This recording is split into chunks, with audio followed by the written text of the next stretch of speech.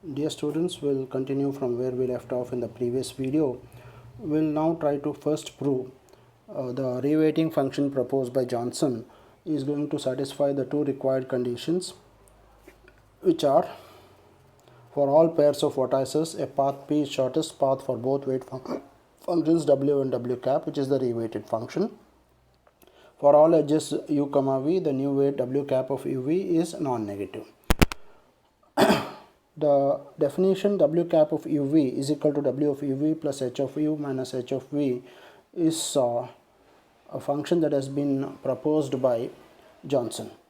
We'll now try to prove this by assuming that there is a path P from vertex V0 to vertex Vk, and P is the shortest path from vertex V0 to Vk with weight function W. And this is true if and only if it is a shortest path with weight function W cap.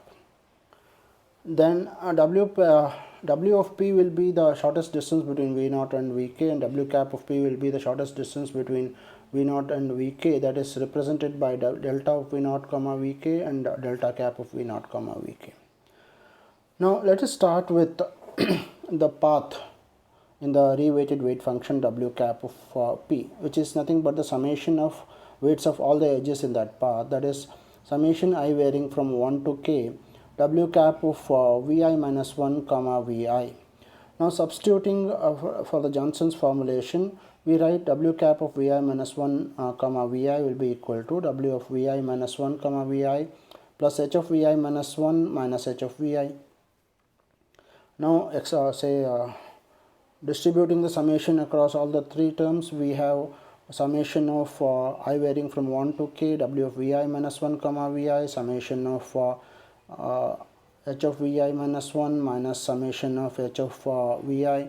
Now the last two summations being telescopic, will be left with only h of V0 and h of Vk in the two summations. So the resulting value for W cap of P is summation of I varying from 1 to k W of Vi minus 1 comma Vi plus h of V0 minus h of Vk. Please check this. Now the first summation in the RHS is nothing but the weight of the path P using the original weight function W. So we can write W cap of P is W of P plus h of V0 minus h of Vk. Now as the W cap of P is dependent on W of P and h of V0 and h of Vk, which is not dependent on P, we can be sure that W cap of P depends only on W of P, because the other two terms are going to be constant. Hence, if W of P is the shortest path between V0 and Vk, W cap of P will also give the shortest path between V0 and Vk. Now this satisfies the first requirements.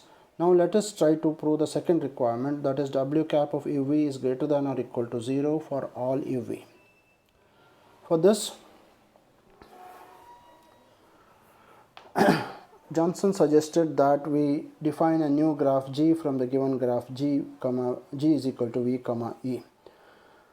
We construct the new graph G dash is equal to V dash comma E dash such that the new vertex set V dash is obtained by adding one more vertex S to the original vertex set V, that is V dash equal to V union S.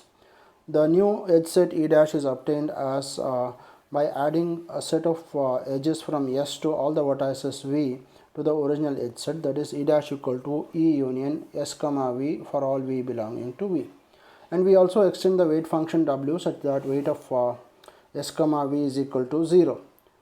And we also define the mapping function H as H of V is equal to delta of S comma V, that is the shortest distance from S to a given vertex V for all V belonging to V dash. And now once we define this, as this is the shortest distance, by the triangle inequality we have h of v is less than or equal to h of u plus w of u comma v. And by doing the math, we get this as h of u minus h of v plus w of u comma v is greater than or equal to 0, which is nothing but the w cap of v is greater than or equal to 0, thus satisfying the second requirement. Now we have proven that the reweighting function defined by Johnson satisfies the two requirements of a reweighting function. Now once that is done, we can say employ repeated invocation of Dijkstra's algorithm to get the all pairs shortest path. We'll take an example and try to implement the reweighting function. Now the original graph is the one without this vertex, which is the added vertex. The vertex set 1, 2, 3, 4 and 5 from the original graph, and the weights written on the edges between those vertices are the original weights. For example, 1 to 2 the original weight is 3, between 3 to 2 the original weight is 4, and between 4 and 3 the original weight is -5, between 1 and 5 the original weight is -4. One other aspect we should consider, the weights of the edges which you have added is 0, that is written and shown over in the graphs like this. Now let us also consider the values which are written in the vertex within the vertices. They are nothing but the h values of those vertices, as we have given the mapping function as the shortest distance from S to that particular vertex. We can see here S to S the distance is 0. Now S to, let us say 1, it is also 0 because there is a direct edge between S and 1. Now let us consider vertex 2. In the vertex 2, the value within the vertex is -1. It is, according to our definition, the shortest distance from S to the vertex vertex 2. Now this is going to be obtained by the Bellman-Ford algorithm. If we just consider this particular graph, the shortest path from S to vertex 2 is nothing from S to 4, 4 to 3 and then 3 to 2. Now if you consider the weights in all the edges, that is 0, -5 and 4, that comes to be -1. So that is -1 in vertex within the vertex 2, that is the h value. Similarly, h value of 3, vertex 3 is -5 because the shortest path is S to 4 and 4 to 3, that is 0, -5, that is -5. Similarly for vertex 5, it is -4, that is the shortest path is S to 1 and 1 to 5, that is -4. And we now have we know the values how they have come to in this particular graph. Let us now try to do a reweighting of the edges. Now some of the edges are having negative values, they have to be removed by reweighting. Reweighting is done and given in this particular graph. For example, the reweighting of the edge between 1 and 2, let us say, is given as 4. How do you obtain that? It is nothing but W of u comma v, which is nothing but 3, plus h of u, that is 0, minus h of v, that is -1. So it is 3 plus 0 minus of -1, that is going to be 4 here. Similarly, all other edges are going to be reweighted, and that is depicted in this particular graph. Now once this is done, you can invoke the Dijkstra's algorithm repeatedly to obtain the shortest distance from S to all the vertices. We'll see the Johnson's algorithm. The outline of the Johnson's algorithm goes like this.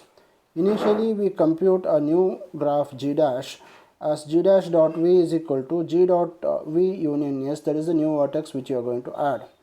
Then the new edge set G dash dot E is obtained as G dot E union S comma V, which is adding of all the vertices, say all the edges from S to all the vertices in the graph.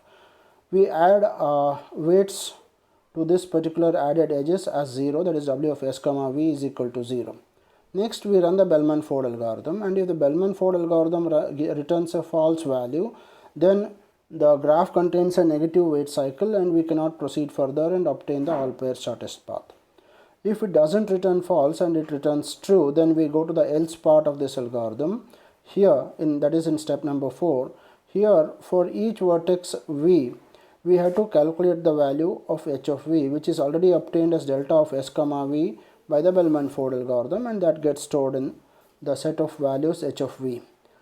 Next, what we do is for each edge u comma v that belongs to g dash of v, we are going to obtain the reweighted weights, that is w cap of u comma v will be w of u comma v plus h of u minus h of v.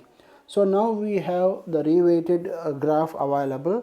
We will take one more matrix D, which is a n by n matrix, which is going to provide us with the shortest distances between these two vertices. Similarly, we can also compute the paths by computing g dot pi. Now what we do is, for each vertex u that belongs to g dot v, we run the Dijkstra's algorithm, which is a shortest single source shortest path algorithm. For that particular vertex u as the start vertex, it computes the shortest distances using the reweighted function, and it computes delta cap of uv for all v belongings to g dot v. Next, what we do is, for that particular thing, we again go back to the original weights by using the reverse of the formulation, Johnson's formulation, that is d of u comma v will be delta cap of uv plus h of v minus h of v. This is done for all the vertices in the graph, and we obtain all pairs shortest paths. This is an outline of the Johnson's algorithm, and when we already studied the time complexity of this Johnson's algorithm, which is as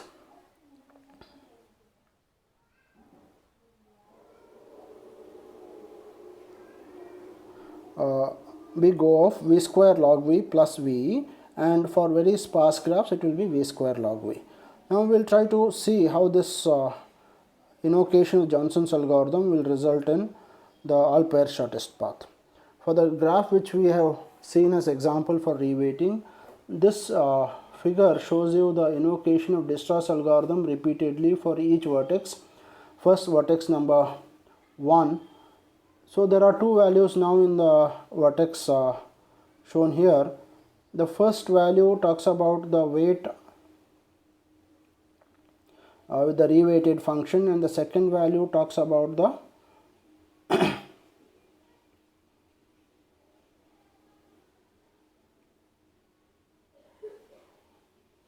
weight in the original weight function. For example, the shortest distance between vertex 1 and vertex 5 is 0 in the reweighted function and minus 4 in the original weight function.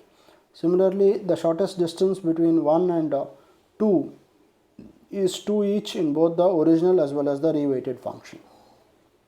The shortest distance between 1 and 3 is 2 for the reweighted function and minus 3 for the original function. Similarly, it is for 1 to 2, it is 2 for the reweighted function and 1 for the original function. This way it is computed in this figure for vertex 2, in this figure for vertex 3, in this figure for vertex 4, and for vertex 5 in this. You can go through these things, check whether the values are correct. We can now see how Johnson's algorithm finds the all pair shortest path. I hope you have understood the Johnson's algorithm, and you can answer questions on this. If you have any doubts, you can post it in the Google Classroom. I'll try to answer that. Thank you.